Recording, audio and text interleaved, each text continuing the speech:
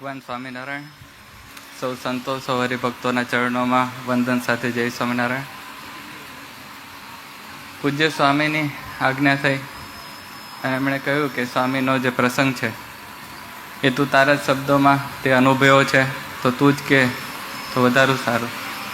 તો સ્વામીનો ખૂબ ખૂબ આભાર માનું કે આ મને કહેવાનો લાભ આપ્યો. તો આની શરૂઆત થઈ હતી 2011થી. જોગી સ્વામી જ્યારે ધામમાં પધાર્યા ત્યારે હું સ્વામીની સેવામાં નહોતો, પણ સ્વામી સાથે જોડાયેલો. અને 2012 જાન્યુઆરીમાં સ્વામી સાથે સેવામાં જોડાયો. અને જોડાયા પછી સ્વામી ક્યારેક ક્યારેક ઉદાસ રહેતા, પણ કારણ કહેતા નહીં. સ્વામીને પૂછું તોય કહેતા નહીં. એમ કરતાં 2012માં ઓગસ્ટ મહિનામાં સ્વામી એકવાર મને કહ્યું કે મને જોગી સ્વામી જ્યારથી ગયા છે ત્યારથી જરાય ગમતું નથી. એટલે સ્વાભાવિક છે કે મને થયું કે સ્વામીને ઘણીવાર એવું લાગતું હોય. પણ ત્યારે પછી એમણે મને કીધું કે હું કે જોગી સ્વામી ધામમાં ગયા ત્યારથી મહારાજને પ્રાર્થના કરું છું કે મારે હવે રહેવું નથી. એ શબ્દો બહુ આઘાતજનક હતા, કારણ કે હજી થોડા જ મહિના થયા સ્વામી સાથે સેવામાં જોડાયો અને આવા શબ્દ આવે. એટલે સ્વામીએ મને કીધું તું પણ કે મહારાજને મારી માટે એક પ્રાર્થના રૂપે માળા કર કે મહારાજ મને તેડી જાય. સ્વામીને કીધું સ્વામી હું એ કઈ રીતે કહી શકું, હજી સેવામાં જોડાયો છું અને એક સેવક તરીકે આ રીતે મારાથી કેમ કહેવાય. તો કે સેવામાં રહેવું હોય તો તું આ કર.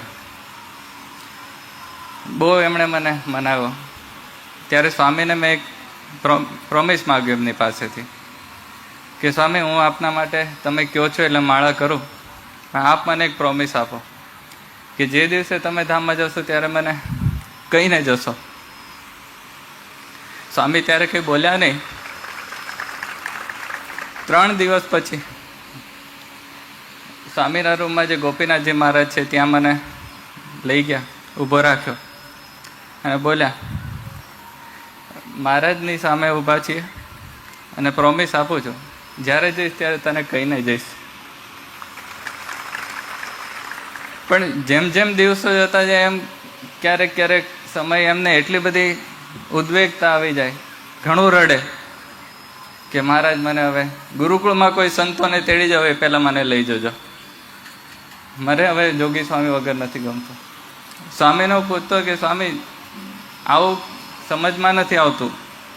સ્વામી કે જ્યારે કે મોટાની સદગુરુની ખોટ એવી વર્તાય એ કે તને નહીં સમજાય કે આ ખોટ શું હોય છે, પણ મને કે બસ હવે નથી ગમતું. એમ કરતાં કરતાં શ્રી હરિ સ્વામી ધામમાં ગયા ત્યારે સ્વામી ખૂબ રડ્યા કે મહારાજ મેં તમને કીધું હતું કે મને લઈ જાઓ, એની જગ્યાએ તમે શ્રી હરિ સ્વામીને લઈ ગયા. ગોવિંદ સ્વામી ધામમાં ગયા ત્યારે ખૂબ રડ્યા. હોસ્પિટલમાં હતા ત્યારે મહારાજને પ્રાર્થના કરતા કે મહારાજ કોઈને લઈ જાઓ, ગોવિંદ સ્વામીને તમે ન લઈ જાઓ, મારું આયુષ્ય એમને આપી દો પણ એમને રાખો ને મને લઈ જાઓ. પણ મહારાજ ગોવિંદ સ્વામી ધામમાં લઈ ગયા ત્યારે રડ્યા. એમ કરતાં કરતાં પુરાણી સ્વામી માંદા જ્યારે જ્યારે પડતા ત્યારે ખૂબ ગોપીનાથજી મહારાજના ચરણ પકડીને રડતા કે મહારાજ તમે એમને રાખજો, મને લઈ જાઓ, મારી જ અરજી સ્વીકારો. પણ એ થયું નહીં. એમ કરતાં કરતાં પુરાણી સ્વામી ધામમાં ગયા ત્યારે ખૂબ ભાંગી પડ્યા. અને જ્યારે ભાંગી પડતા ત્યારે ઘણીવાર સ્વામી જોતો આખી આખી રાત બાલ્કનીમાં ફરતા રડતા. અને એમ કરતાં કરતાં સમય જતો ગયો. અને સ્વામી આ છેલ્લે રામનવમીનો જ્યારે દિવસ આવ્યો 27 માર્ચ શુક્રવારે રામનવમીનો ઉત્સવ પૂરો થયો. ઉત્સવ પૂરો કરી આવી માધવપ્રિય સ્વામીને મળ્યા. એ મળીને સ્વામી રૂમમાં આવ્યા અને દરરોજ રાતે સૂતા પહેલાં સ્વામી જે ગોપીનાથજી મહારાજ છે, બધા સંતો, ગોપાલ સ્વામી, ગુણાતીતાનંદ સ્વામી, જે બધી મૂર્તિઓ છે બધા એમ પગે લાગે, દર્શન કરીને પછી સૂવે. ગોપીનાથજી મહારાજ આગળ ઊભા રહ્યા. ઊભા રહીને દર્શન કરી 2 મિનિટ જેવું થયું છે, 2 હાથ ઊંચા કરીને ગોપીનાથજી મહારાજની જય, સજાનંદ સ્વામી મહારાજની જય, સ્વામિનારાયણ ભગવાનની જય, હરિકૃષ્ણ મહારાજની જય બોલતા બોલતા અચરજકારી હરિસ્મૃતિનું પ્રકરણ બોલતા બોલતા મહારાજને દંડવત કરવા લાગ્યા. સાથે દંડવત કરી ગોપાલ સ્વામી, ગુણાતીતાનંદ સ્વામીને ફોટો છે ત્યાં દંડવત કર્યા. પછી શાસ્ત્રીજી મહારાજ, પુરાણી સ્વામી, જોગી સ્વામી ફોટો છે ત્યાં દંડવત કર્યા. હું ત્યાં ઊભો ઊભો જોતો જ તો. એમ કરીને પછી આસને બેઠા. અને એટલા રાજી હતા. હું ત્યારે કંઈ બોલ્યો નહીં, પણ થોડા સ્વસ્થ થયા પછી પૂછ્યું મેં, સ્વામી શું થયું? સ્વામીએ મારો હાથ લીધો, જોરથી તાલી પાડી અને બોલ્યા, આટલા વર્ષોની અરજી આજે મહારાજે સ્વીકારી. ત્યારે એમના આંખમાં જે રાજીપો હતો, અંદરથી મને એક આનંદ હતો કે એમની ઈચ્છા પૂરી થાય છે, પણ એક બીક લાગી ગઈ. થોડી વાર સ્વામીને પૂછ્યું કે સ્વામી મહારાજ ક્યારે તેડી જવાના છે? એટલે કે હજી કેવું કે ન કેવું મને કીધું નથી, પણ ખાલી કીધું છે કે તમે તેડી જશો, અરજી સ્વીકારી લીધી છે, અમને સંભાળો, બીજું કાંઈ કરવાનું નહીં, નવો સંકલ્પ કરવો નહીં. બીજે દિવસે સ્વામીએ રૂમને બધું અમારી પાસે સાફ સફાઈ કરાવી અને એકાદશીના દિવસે સવારે મને વાત કરી કે આજથી જમવાનું બંધ. એવું બોલ્યા ત્યારે કીધું, સ્વામી કેમ આમ અચાનક જમવાનું બંધ? એટલે કે કાલ સવારે કે ગઈકાલે એટલે આગલે દિવસે સવારે સ્વામી પૂજા કરતા ત્યારે અમને એવો સંકલ્પ થયો કે મહારાજ આ દેહથી જેટલું કરવાનું હતું આપની સેવા, એ બધી સેવા કરી. હવે આ દેહથી તમારી કાંઈ સેવા નથી કરવી તો આ દેહને મારે ધ્યાન નથી રાખવું. પણ તરત પછી વિચાર આવ્યો કે મહારાજે સંકલ્પ કરવાનો ના પડે જ નવો. એટલે તરત કીધું કે જો આવું ન હોય તો તમે જેમ કહો એમ. તો મહારાજે એટલું કીધું, અન્ન મૂકી દેવું, જળ ધીમે ધીમે છૂટી જશે. એટલે અને ત્યારે પછી એ કીધું કે મહારાજે કીધું છે કે 27 તારીખે એપ્રિલ મહિનામાં એકાદશી દિવસે બપોરે તેડી જશે, પણ કહેવાની ના પાડી. એટલે સંતોને કે કોઈને ત્યાં કીધું નહોતું કે સ્વામી જમતા નથી. એમ કરતાં કરતાં ધીમે ધીમે પહેલો દિવસ ગયો, બીજો દિવસ ગયો. ત્યારે 12ને દિવસે રાતે પૂછ્યું મેં, સ્વામી આપ તો એક ઉપવાસે કરી શકતા નથી કારણ કે શરીર નબળું, એટલે તો ત્યાં ભૂખ નથી લાગતી આપને?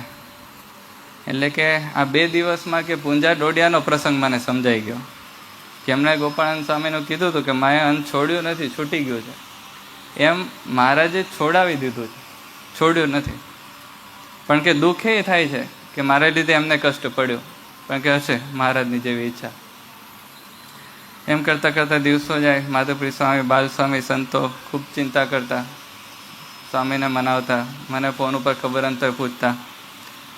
પણ જેમ જેમ તિથિ જાય, 13નો દિવસ આવે ત્યારે પૂછે કઈ તિથિ છે? સ્વામી 13 થઈ.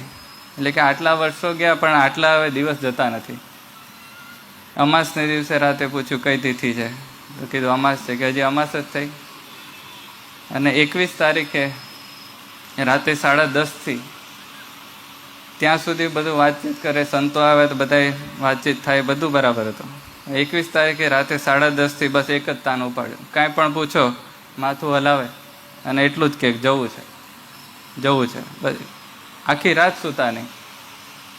અને મને કે મને તો કે ના પાડે છે, તું કે આગ્રહ કર કે તેડી જાય. સ્વામીને સમજાય કે સ્વામી હવે જે 5 જ દિવસ છે, પણ તોય કે જવું છે. આખી રાત સૂતા નહીં. સવારે ઉઠ્યા, ડૉક્ટર પરાગ સાહેબ છે તો એમને મેં બોલાવ્યો કે તમે સમજાવો સ્વામીને થોડો આરામ કરે. તો એ કંઈ માને નહીં, બસ જવું છે, જવું છે, જવું છે. એમ કરતાં કરતાં બપોર થઈ તો એ જ તાન, આરામ નહીં, માથું હલાવ્યા કરે ને જવું છે. 1:30 વાગે મેં હાર્દિક સેવામાં છે અને કીધું હતું કે બહાર કોઈ હરિભક્તો ભજન કરતા હોય ને બોલાવો, વંદોનો પાઠ કરીએ સમૂહમાં તો કંઈક સ્વામી આરામ કરે. તો 5 હરિભક્તો બેઠા તે આવ્યા અંદર, વંદોનો સમૂહમાં પાઠ કર્યો. ત્યારે સ્વામીએ જોડે જોડે હાથ ઊંચા કરી વંદોનો પાઠ કર્યો, ધૂન કરી. તે 2 થી 3 વાગ્યા સુધી તે ભજન કર્યો. 3 વાગે ઈશારો કર્યો તો બધાને બહાર જવાનું કીધું. 3 થી 4 પાછું એનું એ જવું છે અને માથું હલાવ્યા કરે. 4 વાગે ત્યારે એકદમ શાંત થઈને દરરોજ બેઠા હોય ને અડધી આંખો ખુલ્લી હોય એ રીતે બેઠા શાંતિથી. અને 4:30 થવા આવ્યા છે ત્યારે મને કીધું કે મને ઊભો કર. હવે સ્વામીને છેલ્લા 3-4 દિવસથી ઊભા કરવા તો અમે 2 જણ ઊભા કરીએ ત્યારે ઊભા થતા નબળાઈને લીધે. પણ ત્યારે મને કીધું મેં સ્વામી બપોરે જ આપણે ખુરશીમાં બેઠા હતા, થાકી ગયા હોય તો અત્યારે બેસો. એ કે ના ઊભો કર, ઊભું થવું જ છે. મેં તો અનિલ ભગતને બોલાવો, અમે 2 તમને ઊભા કરીને બેસાડીએ. કે ના એકલો કર, હું થઈ જઈશ. એટલે બહુ આગ્રહ કર્યો એટલે મેં સેટ ટેકો દીધો, ઊભા થયા. બપોરે બેસાડ્યા હતા ગોપીનાથજી મહારાજની સામે જ, એટલે ખુરશી ત્યાં જ હતી. સ્વામીને ત્યાં ખુરશીમાં બેસાડ્યા અને મને ત્યારે કીધું કે આપણે નવી જનોઈ ને કંઠી મૂકી છે લેતો હોય. અંદરના રૂમમાં જઈ ફટાફટ નવી જનોઈ કંઠી લઈ આવ્યો અને મને કે તું પહેરાવી દે. જનોઈ ખોલતો ત્યાં કે જનોઈ મને જ દઈ દે, હું પહેરી લઉં. એમણે જનોઈ બદલાવી, કંઠી બદલાવી, જૂની કંઠી જનોઈ મને આપી કે ખીચા મૂકી દે. પછી કે કંકુની ડબ્બી લઈ આવે. કંકુની ડબ્બી લઈ આવ્યો. મને કે એમણે ડબ્બી ખોલી કે ચાંદલો કર. ચાંદલો કર્યો. એમણે મને અંગૂઠાથી ચાંદલો કર્યો. પછી કે ગોપીનાથજી મહારાજની આરતી ઉતાર. રોજ અગરબત્તીથી આરતી ઉતારતા એવી રીતે આરતી ઉતારી. છેલ્લી કડી આવી ત્યારે મને કે લાવ મને આપ. છેલ્લી કડી એમણે આરતી ઉતારી. મેં અગરબત્તી ભાઈ સ્ટેન્ડમાં મૂકી. મેં કહ્યું સ્વામી દંડવત કરું. કે દંડવત નથી કરવા, સમય નથી. અને હાથ ઊંચો કર્યો અને જોરથી જય સ્વામિનારાયણ બોલ્યા. હાથ નીચે થઈ ગયો, મસ્ત કામ થઈ ગયું.